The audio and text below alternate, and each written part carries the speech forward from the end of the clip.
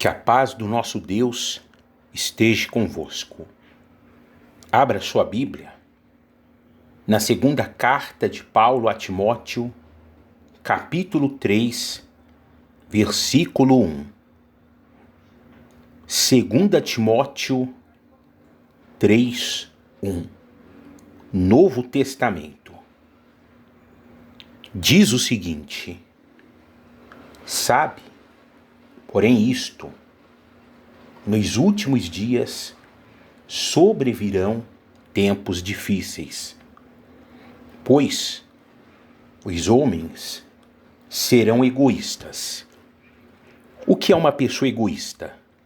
Uma pessoa que só pensa em si mesma e não pensa no bem-estar dos outros, não pensa nos outros, só pensa no próprio umbigo.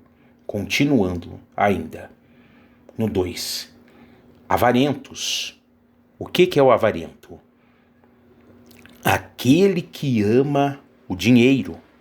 Continuando, jactanciosos, arrogantes, blasfemadores, desobedientes aos pais, ingratos, irreverentes, desafeiçoados, implacáveis, caluniadores, sem domínio de si, cruéis, inimigos do bem, traidores, atrevidos, enfatuados, mais amigos dos prazeres que amigos de Deus.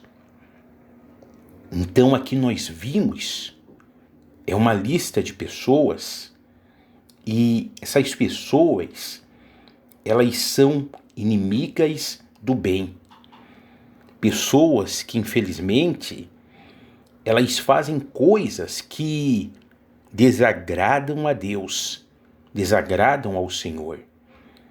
E se de fato e de verdade nós somos cristãos, eu e você não podemos estar nessa lista. E aqui Paulo, no finalzinho do versículo 4, uma coisa interessante que ele diz é o seguinte: mais amigos dos prazeres que amigos de Deus.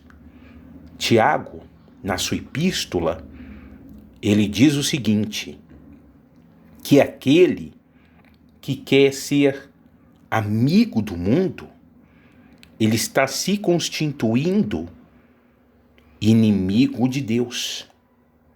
Então não tem como a pessoa ser amiga do mundo, dos prazeres do mundo, e ser amiga de Deus. Não tem como a pessoa conciliar as duas coisas. Então a pessoa, ela deve fazer uma escolha. Ou ela será amiga de Deus, ou ela será amiga do mundo. Continuando, versículo 5. Tendo forma de piedade, negando-lhe, entretanto, o poder. Aqui Paulo está falando acerca de pessoas que têm forma de piedade, mas negando-lhe, entretanto, o poder, ou seja, parecem ser pessoas piedosas, mas não são. Pastor, o que é uma pessoa piedosa? Uma pessoa piedosa é uma pessoa que ela tem devoção pelas coisas de Deus. Exemplos: a pessoa que ora, a pessoa que jejua, a pessoa que medita na Bíblia Sagrada e, lógico, ela vive de acordo com o que está escrito na Bíblia Sagrada. Ela vai para a igreja, ela congrega, ela se esquiva das coisas erradas, daquilo que é ruim. E outra característica de uma pessoa piedosa, ela ama o seu próximo como ela mesma. Então a pessoa piedosa é essa, é aquela que tem devoção pelas coisas de Deus. Só que aqui, como Paulo diz, alguns tinham forma de piedade, mas negavam-lhe o poder, entretanto. Então, o que significa isso? Às vezes a pessoa parece que é piedosa, ou seja, parece que é um cristão, uma cristã, mas só que na prática, na sua maneira de viver, você não encontra, você não nota, você não vê o cristianismo na vida da pessoa. E Deus, Ele não nos chamou para vivermos de aparência, não, para termos forma de piedade, não. Mas Deus nos chamou de fato e de verdade para mudarmos a nossa conduta, a nossa maneira de viver e de fato e de verdade sermos cristãos genuínos. Não somente na teoria, mas na prática. Porque é a nossa prática, a nossa maneira de viver que mostra se somos piedosos ou não, se somos cristãos ou não. Então entenda isso. Não tenha forma de cristão, mas seja de fato e de verdade um cristão, um homem, uma mulher de Deus. Versículo 5 ainda, ao finalzinho. Foge também destes. Agora que Paulo, ele está dando a recomendação para fugir dessas pessoas que têm forma de piedade, mas não são, e até mesmo, no caso, para fugirmos de pessoas que se encontram na lista que nós vimos no versículo 2, versículo 3 e versículo 4. Agora, o porquê que nós temos que fugir? De repente, você pode dizer assim: pastor, errado eu ter amizade, eu ter contato com pessoas do mundo? Assim, o nosso amigo é Deus, é o Senhor Jesus.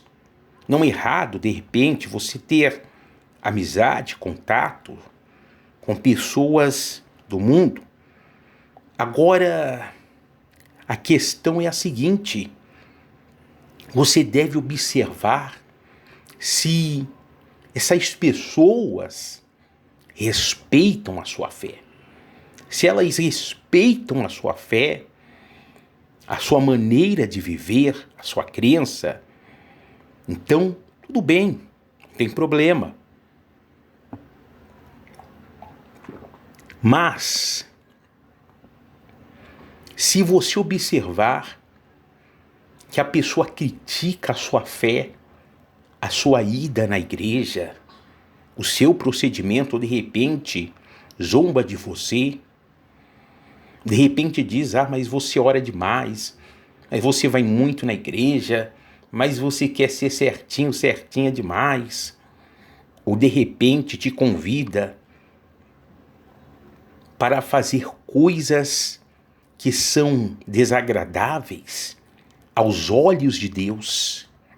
Então dessas pessoas você deve fugir.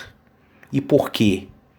Porque senão você estará comprometendo a sua fé, a sua vida espiritual. Não que você vai maltratar os outros, vai desprezar os outros, mas é aquilo, é oi, é tudo bem, e a pessoa segue a vida dela, e você segue a sua vida, o seu caminho, a sua crença. Ou seja, você segue o cristianismo, o Senhor Jesus. Porque também, outro exemplo, se você pegar uma maçã estragada e você colocar com maçãs boas, o que vai acontecer? Aquela podridão que está na maçã estragada vai passar para as outras.